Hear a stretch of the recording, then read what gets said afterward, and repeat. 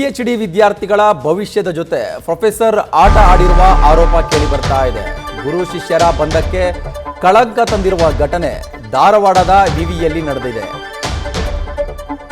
ಧಾರವಾಡದ ಕರ್ನಾಟಕ ವಿಶ್ವವಿದ್ಯಾಲಯದ ಪ್ರೊಫೆಸರ್ ದೇವರಾಜ್ ವಿರುದ್ಧ ಗಂಭೀರವಾದ ಆರೋಪ ಕೇಳಿ ಬರ್ತಾ ಇದೆ.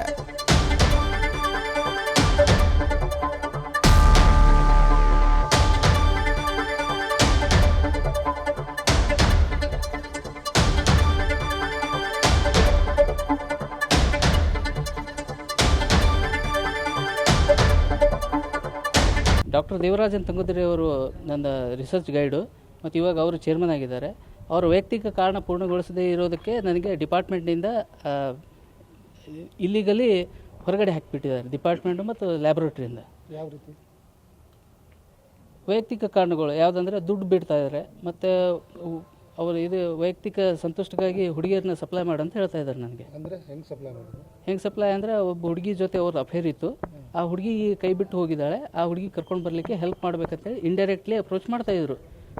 ಸುಮಾರು 1-2 ತಿಂಗಳಿಂದ ನನಗೆ ಮಾನಸಿಕವಾಗಿ ಒತ್ತಡನ ಹೇರ್ತಾಯಿದ್ರು ನಾನು PhD ಮುಂದಿಟ್ಕೊಂಡು.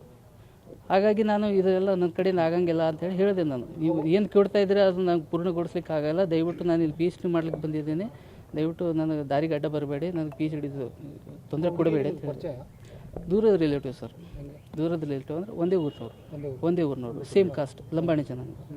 ಸೊ ಆ ಹುಡುಗಿ ಜೊತೆಯಲ್ಲಿ ಆ ಹುಡುಗಿಗೆ ಏನಿದೆ, ನೀನು PhD ಕೊಡಿಸ್ತೀನಿ, ನೀನು ಪ್ರೊಫೆಸರ್ ಮಾಡಿಸ್ತೀನಿ ಅಂತೇಳಿ ಆಸೆ ಹುಟ್ಟಿಸಿ ಆ ಹುಡುಗಿನ ಬುಟ್ಟಿಗೆ ಹಾಕ್ಕೊಂಡು ಅವ್ರನ್ನ 9 ತಿಂಗಳ ಯೂಸ್ ಮಾಡಿಕೊಂಡು ಆ ಹುಡುಗಿನ ಕೈ ಬಿಟ್ಟು ಏನಿದೆ ಇವಾಗ ಆ ಹುಡುಗಿಗೆ ಹೋಗ್ಬಿಟ್ಟಾಗಿದೆ, ನನಗೆ ಟಾರ್ಚರ್ ಕೊಡ್ತಾ ಇದ್ದಾರೆ. ಅಂದರೆ ನೀನು ಶೈಕ್ಷಣಿಕವಾಗಿಯೂ ಮತ್ತು ಮಾನಸಿಕವಾಗಿಯೂ. ಅಂದರೆ ಆ ಹುಡುಗಿನ ಕರ್ಕೊಂಡ್ಬಂದು ನನಗೆ ನೀನು ಅಡ್ಜಸ್ಟ್ ಮಾಡಿದರೆ ನಿನಗೆ PhD ಕೊಡ್ತೀನಿ, ಇಲ್ಲಾಂದರೆ ಇಲ್ಲ ಅಂತ ಇಂಡೈರೆಕ್ಟ್ ಆಗಲಿ ಟಾರ್ಚರ್ ಮಾಡ್ತಾ ಇದ್ದಾರೆ. ನಾನು PhD ಮೇಲೆ ಇಟ್ಕೊಂಡು VC ಅವ್ರಿಗೆ ಏನಾದರೂ ಕಂಪ್ಲೇಂಟ್ ಮಾಡಿ VC ಅವ್ರಿಗೆ ನಾನು ಈಗಾಗಲೇ ಜನವರಿ 19 ಭೇಟಿಯಾಗಿ ಅವ್ರ ಜೊತೆ ಮಾತಾಡಿ, ಸರ್ ಈ ರೀತಿ ಮಾಡಿದ್ದಾರೆ ಅಂತೇಳಿ ನಾನು ನನ್ನ ಎಲ್ಲ ತೊಂದರೆಗಳನ್ನು ಹೇಳ್ಕೊಂಡೆ. ಆಗ ಅವ್ರು ಏನಿದೆ ಕಂಪ್ಲೇಂಟ್ ಕೊಡಿ, ನಾವು ವಿಚಾರಣೆ ಮಾಡ್ತೇವೆ ಅಂತ ಹೇಳಿದರು. ಅದಾದ ನಂತರ 2-3 ಸಲ ರಿಮೈಂಡ್ರು ಹಾಕಿದ್ದೆ VC ಮತ್ತು ರಿಜಿಸ್ಟ್ರಾರ್ ಸರಿಗೆ. ಇನ್ನೂವರೆಗೂ ಏನು ಅದ್ರ ಬಗ್ಗೆ ನನಗೆ ರೆಸ್ಪಾನ್ಸ್ ಬಂದಿಲ್ಲ. ಒಂದೇ ಹುಡುಗಿ ಜೊತೆ ಹಿಂಗೆ ಅಫೇರ್ ಇದೆನಾ ಬೇರೆ ಹುಡುಗರ ಜೊತೆ? ಅದು ಹಿಂದೆ ಏನು ಗೊತ್ತಿಲ್ಲ ಸರ್ ಅಷ್ಟೊಂದು. ನನಗೆ ಬೆಳಕಿಗೆ ಬಂದಿದ್ದು ಒಂದೇ, ಅವರು ಏನು ಇದು ಮಾಡಿದಾರಲ್ಲ ಅದ್ರ ನನ್ನ ಹತ್ರ ಇದೆ. ಬಿಜಾಪುರ ಜಿಲ್ಲೆ ಇಂಡಿ ತಾಲೂಕು ನಿಂಬಾಳ ಗ್ರಾಮ. ಈಗ ಒಂದು ವೇಳೆ ನೀವು ಅವರು ಅಡ್ಜಸ್ಟ್ ಮಾಡಿ ಕೊಡಲಿಲ್ಲ ಅಂದರೆ ನಿಮ್ಗೆ PhD ಕಂಪ್ಲೀಟ್ ಮಾಡಿ ಕೊಡೋಂಗಿಲ್ಲ ಅಂತೇಳಿ ಇಂಡೈರೆಕ್ಟ್ ಆಗಲಿ ನನಗೆ ಇದು ಮಾಡ್ತಾಯಿದ್ದಾರೆ. ಏನಿಲ್ಲ, ಅವಳಿಗೆ PhD ಕೊಡಲಿಲ್ಲ ಆಗಲಿ ಅಂದರೆ ನಾನು ಬೇರೆಯವ್ರಿಗೆ PhD ಕೊಟ್ಟಿದ್ದು ಉಪಯೋಗ. 4 ವರ್ಷದಿಂದ ನನಗೇನು ಹೇಳ್ತಾ ಇದ್ದಾರೆ, ಈಗ ನಂದು 5 ವರ್ಷ ಮುಗಿದಿದೆ ಸರ್ PhD. 4 ವರ್ಷ ಆಗೋವರೆಗೂ ಸುಮ್ಮನೆ ಇದ್ದರು. 4 ವರ್ಷ ಆಗಿ ನಂದೇನಿದೆ 4 ವರ್ಷದ ಪ್ರೋಗ್ರೆಸ್ ರಿಪೋರ್ಟ್ ಎಲ್ಲ ಡಾಕ್ಟ್ರಲ್ ಕಮಿಟಿ ಮುಂದೆ ಅಪ್ರೂವಲ್ ಆಗಿದೆ. ಇವಾಗ ಏನು ಹೇಳ್ತಾ ಇದ್ದಾರೆ, ನೀನು ಮಾಡಿದ್ದು ಯಾವುದೋ ರಿಸರ್ಚ್ ಸರಿ ಇಲ್ಲ, ಎಲ್ಲ ಫೇಕ್ ಇದೆ, ನೀನು ನನ್ನ ಕಡೆಯಿಂದ ಗೈಡೆನ್ಸೇ ತೊಗೊಂಡಿಲ್ಲ, ಮತ್ತಿನ್ನ ಎಕ್ಸ್ಟೆನ್ಷನ್ ತೊಗೊಂಡು ರಿಪೀಟ್ ಎಲ್ಲ ವರ್ಕ್ ಮಾಡು, ಹಂಗೆ ಮಾಡಿದ್ರೆ ನೀನು PhD ಇದು ಆಗುತ್ತೆ, ಇಲ್ಲಿಗಂದ್ರೆ ಸರಿ ಆಗಲ್ಲ ಅಂತ ಹೇಳಿದರು. 4.5 ವರ್ಷದಿಂದ PhD ಮಾಡಿದ್ದು ಅದು ಸುಳ್ಳು ಅಂತ ಹೆಂಗೆ ಹೇಳ್ತಾರೆ? ಹಂಗೆ ಹೇಳ್ಬೇಕಾದ್ರೆ ಆವಾಗಲೇ ಹೇಳಬೇಕಾಗಿತ್ತಲ್ಲ ಮೊದಲನೇ ವರ್ಷದಲ್ಲೇ.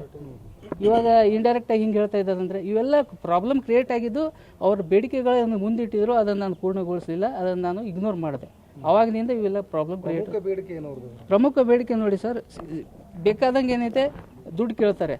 ನನಗೆ ಸಂಭೋಗಕ್ಕೆ ಏನಿದೆ ಹುಡುಗಿಯರನ್ನ ಇದು ಅರೇಂಜ್ಮೆಂಟ್ ಮಾಡು ಅಂತೇಳಿ ಹೇಳ್ತಾರೆ. ಓಪನ್ ಆಗಿ ಕೇಳಿದ್ರು, ಮತ್ತು ಒಂದು ಹುಡುಗಿ ಜೊತೆ ಏನಿದೆ ಇದ್ದಿದ್ದರ ಬಗ್ಗೆ ಎಲ್ಲ ಸ್ಟೇಟ್ಮೆಂಟ್ ಕೊಟ್ಟಿದ್ದಾರೆ ಅವ್ರು ನನ್ನ ಮುಂದೆನೇ ಅಂತೇಳಿ. ನಮಗೆ ಒಬ್ಬ ಬಾಟ್ನಿಕಲ್ ಏನೋ ಸಸ್ಯಶಾಸ್ತ್ರದ ವಿಭಾಗದ ಸಂಶೋಧನಾ ವಿದ್ಯಾರ್ಥಿ ಲೆಟರ್ ಬರೀತಾರೆ, ಸರ್ ನನಗೆ ಮಾನಸಿಕವಾಗಿ ಖಿನ್ನತೆಗೆ ಒಳಗಾಗ್ತಾಯಿದ್ದೀನಿ, ನನಗೆ ಏನೋ ಕಿರುಕುಳ ನೀಡ್ತಾ ಇದ್ದಾರೆ ಅಂತೇಳಿ ಲೆಟರ್ ಬರೆದಾಗ ನಾವು ಅವ್ರ ಬಗ್ಗೆ ಎಲ್ಲ ತನಿಖೆ ಮಾಡಿದ್ವಿ. ಅವರು ಸತತ ನಮಗೆ 1 ತಿಂಗಳಿಂದನೂ ಕೂಡ ಎಲ್ಲ ಲೆಟರ್ ಬರೆದು ಇದು ಮಾಡಿದರು. ಅವಾಗ ನಾವು ಒಂದೊಂದಾಗಿ ಎಲ್ಲ ನೋಡ್ಕೊಂಡು ಹೋದಾಗ ದಾಖಲೆಗಳು ಸಿಕ್ಕು ನಮಗೆ. ಹೌದಾ, ಈ ಹಿಂದೆ ಸರಪಳಿ ರೂಪದಲ್ಲಿ ಏನು ಚೈನ್ ಸರಪಳಿ ರೂಪದಲ್ಲಿ ಅಲ್ಲಿ ಆಗಿರ್ತಕ್ಕಂಥ ಲೈಂಗಿಕ ಹಗರಣಗಳು, ಹೌದಾ, ಪಾಪ ನಮ್ಮ ತಂಗಿನೋ ತಾಯಿನೋ ಏನೋ ಅಲ್ಲಿರ್ತಕ್ಕಂಥ ಅಕ್ಕಗಳು ಅನುಭವಿಸಿದ ನೋವು ಅಷ್ಟಿಷ್ಟಲ್ಲ. ಆದರೂ ಕೂಡ ಇದನ್ನು ಯಾರೂ ಹೇಳ್ತಾ ಇಲ್ಲ. ಮೀಡಿಯಾಕ್ಕಾಯಿತು, ಪಬ್ಲಿಕ್ಕಿಗಾಗಿತ್ತು. ಇಲ್ಲೊಬ್ಬ ಗೋಮುಖ ವ್ಯಾಘ್ರ ಇದ್ದಾನೆ, ಕಾಮುಖ ಇದ್ದಾನೆ ಬಾಟ್ನಿಕಲ್ ಡಿಪಾರ್ಟ್ಮೆಂಟಲ್ಲಿ, ಎಲ್ರಿಗೂ ಗೊತ್ತಿದ್ರು ಕೂಡ ಯಾರೂ ಕೂಡ ಹೇಳ್ತಾ ಇಲ್ಲ. ಹೌದಾ, ಈ ಹಿಂದೆ ನಮ್ಮ ಏನು ವೇದವ್ಯಾಸ ಚವ್ಹಾಣ್ ಅವರು ನಮ್ಮ ಮುಂದೆ ನಮಗೆ ದಾಖಲೆಗಳು ತಂದಾಗ, ಆ ಒಂದು ದಾಖಲೆಗಳು ನಿಮ್ಮ ಏನು ನಾವು ಆಡಿಯೋವನ್ನು ನಿಮಗೆ ಕೊಡ್ತೀವಿ, ಆಡಿಯೋವನ್ನು ನೋಡ್ರಿ ನೀವು. ಆ ವಿದ್ಯಾರ್ಥಿನಿಗೆ ಎಷ್ಟು ಸಲ ಅಭಾಷಣ ಮಾಡಿಸಿದ್ದಾನೆ, ಎಷ್ಟು ಸಲ ಏನು ಹನುಮೂನು ಕರ್ಕೊಂಡು ಹೋಗಿದ್ದಾನೆ, ಎಲ್ಲ ಎಷ್ಟು ಆಕಾಂಕ್ಷೆಗಳನ್ನು ಒಡ್ಡಿದ್ದಾನೆ. ಹೌದಾ, ಪ್ರತಿಯೊಂದನ್ನು ಕೂಡ ಹೇಳಿದ್ದಾನೆ. ಹಾಗಾಗಿ ನಮ್ಮ ವಿಶ್ವವಿದ್ಯಾಲಯಕ್ಕೆ ಮಸಿ ಬೆಳೀತಕ್ಕಂಥ ಕೆಲಸವನ್ನು ಕೂಡ ಏನು ದೇವರಾಜ್ ತಂಗದವರ ಏನು ಮಾಡಿದ್ದಾರೆ ಕೆಲಸ, ಈ ಕೂಡಲೇ ಅವ್ರನ್ನ ಅಮಾನತು ಮಾಡಬೇಕು. ನಾವು ಆ ಒಂದು ವಿಚಾರವಾಗಿ ನಾವು ಕುರ್ಸ ಅಧ್ಯಕ್ಷರು ಎಸ್ ಟಿ ಅಧ್ಯಕ್ಷರು ಎಲ್ಲ ಸಂಶೋಧನಾ ವಿದ್ಯಾರ್ಥಿಗಳು ನಾವು ಅಲ್ಲಿ ರೂಮಿಗೆ ಹೋಗಿ ಖಾಲಿ ಬಿದ್ವಿ. ಆ ವಿದ್ಯಾರ್ಥಿಗೆ ಬದುಕು ಕಟ್ಕೊಳ್ಳೋಕ್ಕೆ ಅವಕಾಶ ಕೊಡಿ ಅಂತೇಳಿ ನಾನು ಸ್ವತಃ ಖಾಲಿ ಬಿದ್ದಿದ್ದೀನಿ. ನಾವು ಖಾಲಿ ಬಿದ್ದು ಮಾತಾಡಿ ಬಂದರೆ ವಿ ಸಿ ಅವರಿಗೆ ಇಲ್ಲಿರ್ತಕ್ಕಂಥ ಉನ್ನತ ಅಧಿಕಾರಿಗಳಿಗೆ ನನ್ನ ಕೊಲೆ ಮಾಡಕ್ಕೆ ಬಂದಿದ್ರು ಅಂತೇಳಿ ಲೆಟರ್ ಬರೀತಾರೆ. ಅವ್ರ ತಪ್ಪು ಮುಚ್ಕೊಳಕ ಹೌದು, ಅವ್ರ ತಪ್ಪು ಮುಚ್ಚೋಳಕ್ಕೆ. ವೇದವ್ಯಾಸ ನಮಗೆ ಹೇಳ್ತಾ ಇದಾರೆ. ವೇದವ್ಯಾಸ ಅವರು ಏನು ಹೇಳ್ತಾ ಇದಾರೆ ಅಂದ್ರೆ, ಮೀಡಿಯೇಟರ್ ಕೆಲಸ ಮಾಡಿ, ನೀನು ತಲೆ ಎಡೆ ಕೆಲಸ ಮಾಡು. ಹೌದಾ, ನನಗೆ ಆ ಹುಡುಗಿ ಬೇಕಂದ್ರೆ ಆ ಹುಡುಗಿ ತಂದು ಮನಗ್ಸು, ನಿನಗೆ PhD. ಅಲ್ಲ ಸರ್, ನಮ್ಮಲ್ಲಿ ಈಗ ಒಂದು ಸಹಜ ಪ್ರಶ್ನೆ ಹುಟ್ಟುತ್ತೆ. ಹೌದಾ, 4.5 ವರ್ಷ ಇಲ್ಲಿರ್ತಕ್ಕಂಥ ಕಿರುಕುಳ ಈ 4 ತಿಂಗಳಲ್ಲಿ ಯಾಕೆ ಬಂತು? ಏನು ವೇದವ್ಯಾಸ 4 ವರ್ಷದಲ್ಲಿ ಏನು ಕೆಲಸನ ಮಾಡಿಲ್ವಾ? ಇದು ಯಾಕೆ ಇಲ್ಲಿ ಪ್ರಶ್ನೆ ಉದ್ಭವ ಆಯಿತು? ಡಿಪಾರ್ಟ್ಮೆಂಟ್ ಯಾವ ಥರ ಹುಡುಗಿ ಜೊತೆ ಇರ್ತಾರೆ ಸರ್? ಎಲ್ಲ ಥರದಲ್ಲಿ, ಹೌದಾ, ಎಲ್ಲ ಥರದಲ್ಲಿ ಮೂವ್ ಆಗಿದ್ದಾರೆ. ಅವರು ಮನೇಲಿ ಇಟ್ಕೊಂಡಿದ್ದಾರೆ, ಫೋಟೋ ಕೂಡ ಎಲ್ಲದಕ್ಕೂ ಅಪ್ಲೋಡ್ ಮಾಡಿದ್ದಾರೆ. ಹೌದಾ, ಅವರು ಮಾತಾಡಿರ್ತಕ್ಕಂಥ ಆಡಿಯೋಗಳಿದ್ದಾವೆ. ಮತ್ತೆ ಏನೋ ಅಂಬೇಡ್ಕರ್ ಬಗ್ಗೆ ಮಾತಾಡ್ತಕ್ಕಂಥ ಅವಹೇಳನಕಾರಿಗಳಿದ್ದಾವೆ. ಹೌದಾ, ಅಂಬೇಡ್ಕರ್ ಬಗ್ಗೆ ಅವ್ರದ್ದು ಒಂದು ಏನೋ ಕಾರ್ಯಕ್ರಮದ ಒಂದು ಇನ್ವಿಟೇಷನ್ ಹೋದಾಗ ಹರಿದು ಹಾಕಿದ್ದಾರೆ. ಏನಾಗಿದೆ, ಆ ಹುಡುಗಿ ಅವ್ರ ಜೊತೆ ಲಿವ್ ಟುಗೆದರ್ ಇದ್ಲು, ಹೌದು ಅವ್ರ ಜೊತೆ ಇದ್ಲು. ಹೌದು, ಹುಡುಗಿ ಇಲ್ದೇ ಇರೋ ಕಾರಣಕ್ಕೆ ಅವ್ರ ಊರಿನವ್ರು ಅಂತ ಹೇಳಿ ಇವ್ರಿಗೆ ಟಾರ್ಚರ್ ಮಾಡಿದ್ದಾರೆ. ಬಾತ್ರೂಮ್ಗೆ ಹೋದಾಗ ಬಿಟ್ಟಿಲ್ಲ. ಆ ವಿದ್ಯಾರ್ಥಿ ನನಗೆ ವೈಯಕ್ತಿಕವಾಗಿ ಮಾತಾಡಿದಾನೆ. ಅವನು ಬಾತ್ರೂಮಿಗೆ ಹೋದ್ರೂ ಸಹ ಬಿಟ್ಟಿಲ್ಲ ಡಿಪಾರ್ಟ್ಮೆಂಟ್ ಅಲ್ಲಿ.